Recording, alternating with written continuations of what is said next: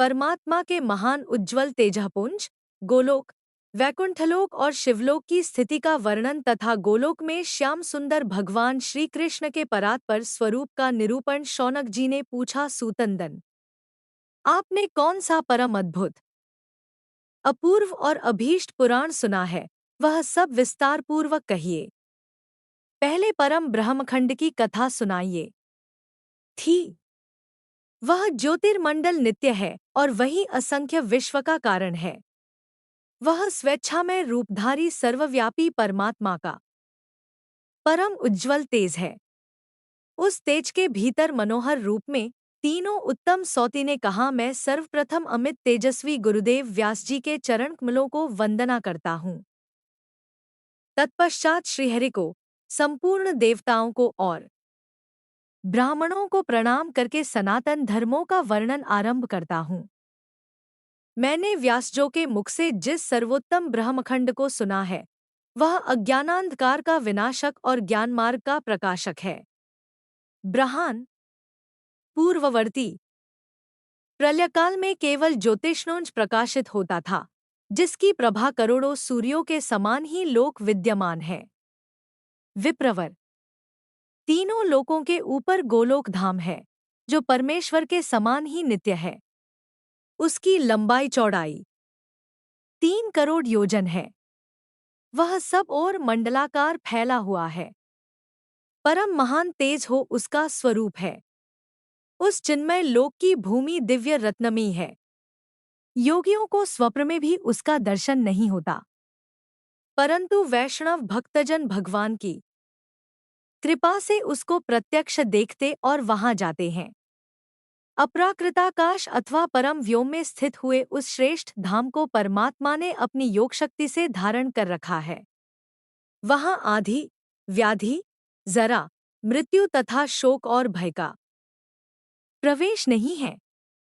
उच्च कोटि के दिव्य रत्नों द्वारा रचित असंख्य भवन सब ओर से उस लोक की शोभा बढ़ाते हैं। प्रलयकाल में वहां केवल श्री कृष्ण रहते हैं और सृष्टिकाल में वह गोप गोपियों से भरा रहता है। गोलोक से नीचे 50 करोड़ योजन दूर दक्षिण भाग में वैकुंठ और वाम भाग में शिवलोक है। ये दोनों लोक भी गोलोक के समान ही परम मनोहर हैं। मंडलाकार वैकुंठलोक का विस्तार 1 करोड़ योजन है। वहां भगवती लक्ष्मी और भगवान नारायण सदा विराजमान रहते हैं। उनके साथ उनके 4 भुजा वाले पार्षद भी रहते हैं। वैकुंठलोक भी जरा मृत्यु आदि से रहित है। उसके वाम भाग में शिवलोक है, जिसका विस्तार 1 करोड़ योजन है। वहां पार्षदों सहित भगवान शिव विराजमान है। गोलोक के भीतर अत्यंत मनोहर ज्योति है, जो परम आह्लादजनक तथा नित्य परमानंद की प्रासिका कारण है। योगीजन योग एवं ज्ञान दृष्टि से सदा उसी का चिंतन करते हैं। वह ज्योति ही परमानंददायक, निराकार एवं परात्पर ब्रह्मा है।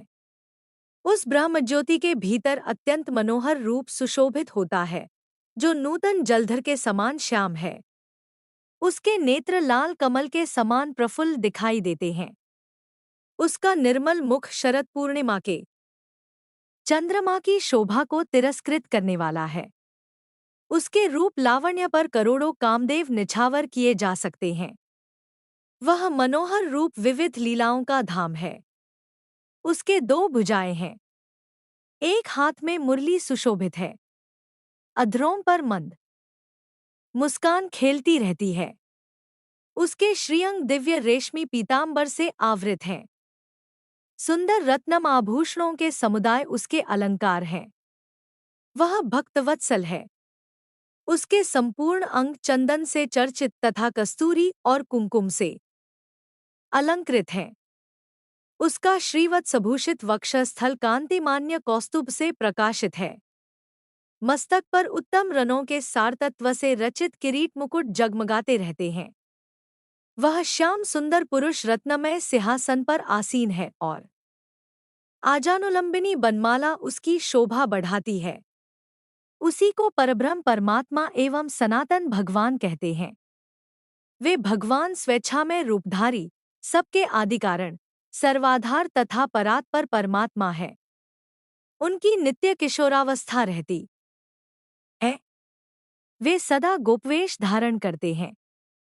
करोड़ों पूर्ण चंद्रमाओं की शोभा से संपन्न हैं तथा अपने भक्तों पर अनुग्रह करने के लिए आकुल रहते हैं। वे ही निरीह, निर्विकार, परिपूर्णतम तथा सर्वव्यापी परमेश्वर हैं तथा वे ही रासमंडल में विराजमान शांतचित्त परम मनोहर रासेश्वर हैं, मंगलकारी, मंगलयोग्य, मंगलमय तथा मंगलदाता हैं, परमानंद के बीज, सत्य, अक्षर और अविनाशी साथ है, संपूर्ण सिद्धियों के स्वामी, सर्वसिद्धि स्वरूप परमात्मा स्वरूप, शांत तथा सबके परम आश्रय तथा सिद्धिदाता हैं, प्रकृति से परे विराजमान ईश्वर हैं। शांतचित्त वैष्णवजन उन्हीं का ध्यान करते निर्गुण, नित्य विग्रह, आदिपुरुष और अव्यक्त हैं। हैं। ऐसा उत्कृष्ट रूप धारण करने वाले उन बहुत से नामों द्वारा उन्हीं को पुकारा जाता है। एकमात्र भगवान ने प्रलयकाल में दिशाओं और बहुसंख्यक पुरुषों ने विविध स्तोत्रों द्वारा उन्हीं का आकाश के साथ संपूर्ण विश्व को शून्य रूप देखा, स्तवन किया है।